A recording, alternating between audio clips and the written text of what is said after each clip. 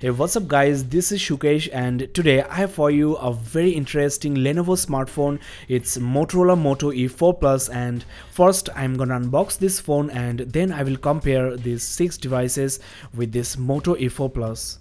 The price of this device is, as you know, 10,000 rupees, that is approximately $155 US, and there are so many devices in this price category, but this Moto E Plus 4th generation is a very unique and a very special device because you have a 5000 mAh lithium polymer battery. It's also, I think, the first Motorola smartphone under 10,000 rupees with metal body. Now let's get started with the unboxing. There I have my trusted knife, so let's see whether this smartphone is actually worth the price.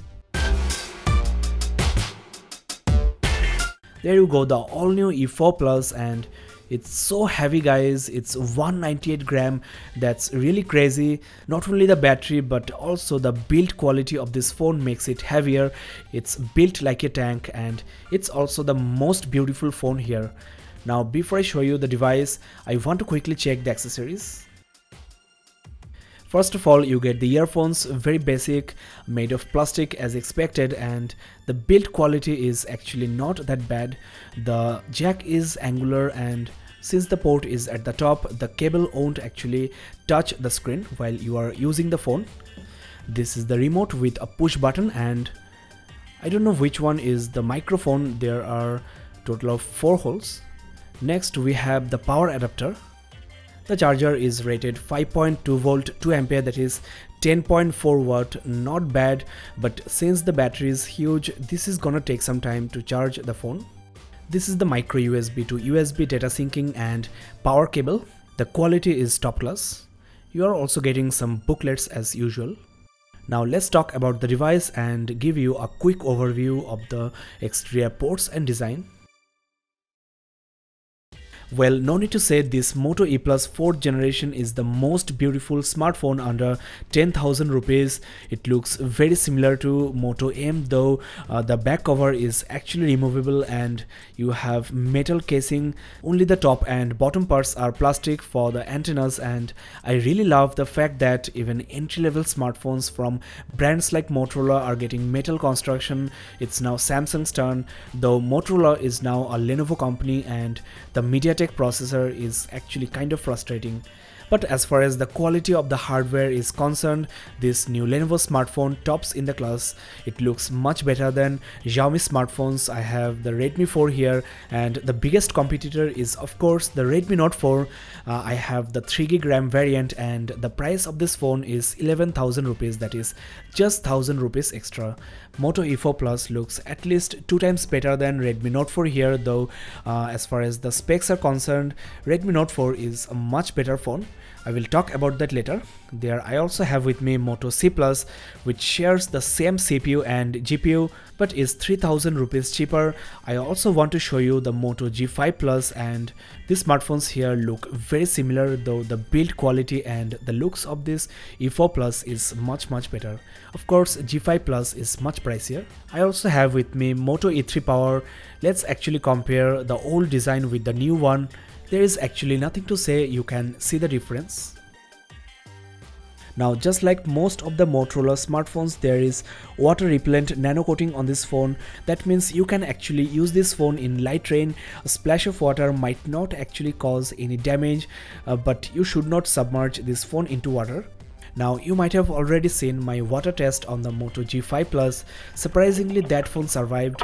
I kept the phone for 10 minutes underwater and the phone is still running without a single issue. Now there are 2 color variants, gold and grey color. I think the gold color goes with the design, but again it's your personal choice. The phone is 9.55mm thick thanks to the huge battery, and the phone feels so great in hand. It's very smooth, and you can even get this phone just for the looks. Forget about the specs if you are not a heavy gamer. Now let me give you a walkthrough of the exterior. You have a 5.5-inch TFT LCD screen with 720p resolution. The PPI is 267.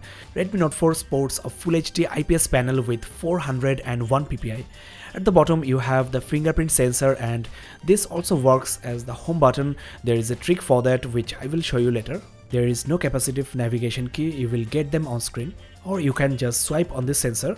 I will give you a demo in a minute. The top consists of the ear speaker, and luckily we have both proximity and ambient sensors. Moto E4 Plus also sports accelerometer and a compass. The front facing camera is 5 megapixel fixed focus with f2.2 maximum aperture.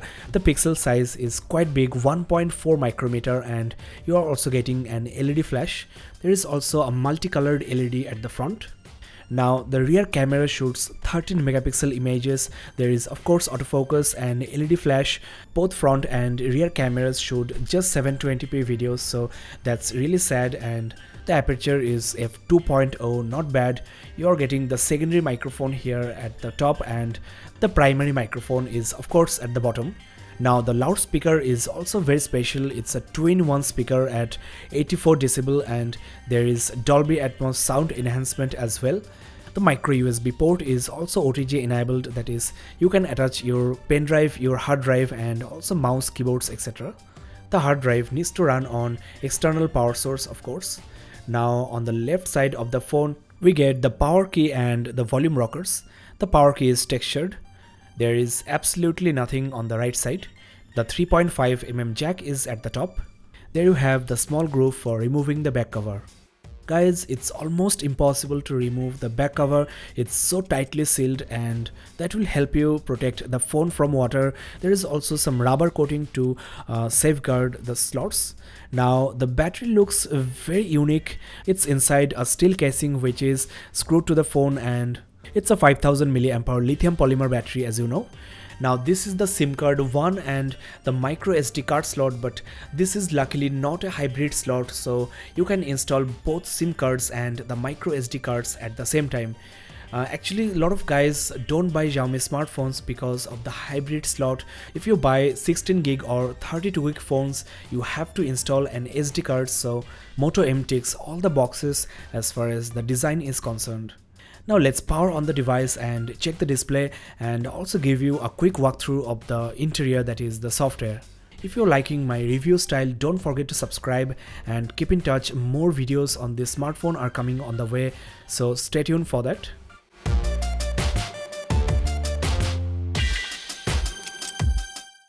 There you go, the phone is ultimately ready, so let's have a close look at the display.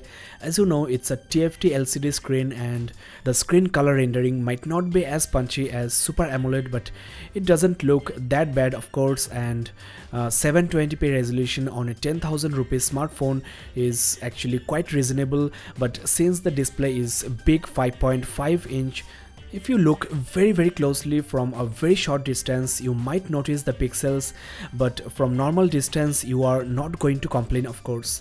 As I mentioned before, Redmi Note 4 sports 1080p IPS panel, and definitely the panel looks more smooth, and the color rendering, the viewing angles are actually very similar, not that much difference. If you ask me, I will not say you should consider the Xiaomi smartphone only for the display. It's of course better, but should not be a deciding factor. Now the Android version out of the box is Nougat 7.1.1, so this is another factor to consider when you are comparing this phone with the Xiaomi Redmi Note 4 and the Redmi 4. The RAM is 3GB, excellent for a 10,000 rupees phone. The average free RAM is 1.9GB. Before opening or installing any application, you have stock Android UI on the phone, so the RAM usage by the OS and the user interface is actually quite low. The storage is 32GB, and out of that 7.53GB is used by the OS and the preloaded applications. Let's quickly check the preloaded apps. Along with the stock Android applications, there are some added apps like this Dolby Atmos for sound enhancement. I will talk about the quality of the loudspeaker and also everything of this phone on the full in-depth review. You also have FM radio and the Moto application, which was actually missing on the Moto M, so I am really glad that Motorola considered including this application into their new Moto E Plus 4th generation. Now first of all, you have this one button navigation option, and this is by far one of the best features on a smartphone. I don't know why all the smartphones don't implement this feature. It's so innovative. I am actually using this Moto G5 Plus for 2 months, and I'm telling you guys, this is a very useful feature. First of all, the on-screen navigation buttons are gone, so you are getting more space. Just swipe left to go to the previous screen and you can swipe right for the app switcher. So while using full screen applications, no need to swipe for the navigation bar. You can tap and hold to switch off the screen and also do the same to switch on.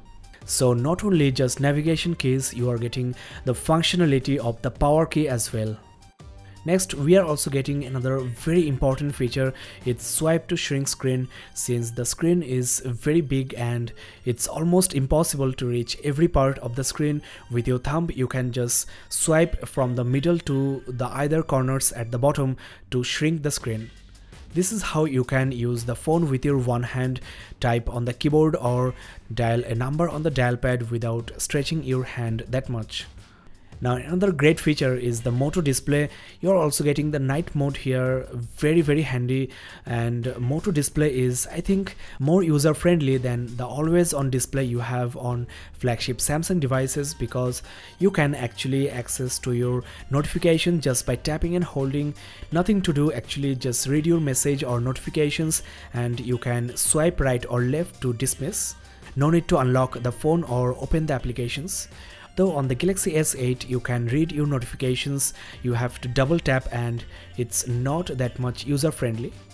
Now the fingerprint scanner works just fine, there is no issues at all. Now the price of Nokia 3 is 9500 and it has a smaller screen but the same CPU and GPU. The memory is smaller, you have 2GB RAM and 16GB ROM, but the strongest point of this phone is the front facing 8MP autofocus camera, which is actually much better than this Moto E4 Plus. Redmi 4 I have here is the 3GB RAM variant and it will cost you 9000 rupees. You have a really big 4100 mAh battery. The screen is smaller with the same resolution. The biggest factor is of course the Snapdragon 435 CPU. So as far as gaming and performance is concerned, Redmi 4 is a much better device. In fact, Redmi Note 4 with Snapdragon 625 is the king of gaming smartphones at this price point. In fact, you can go for the 10,000 rupees 2GB RAM variant of Redmi Note 4 and you will get much better performance. So if you're not a gamer or will be just playing Candy Crush or Temple Run 2, then you can go for Moto E4 Plus, but if you're into gaming, don't even consider this Motorola smartphone.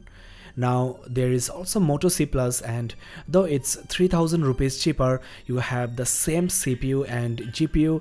You also have a really big battery, 4000 mAh, so it's more or less a Moto E4 Mini.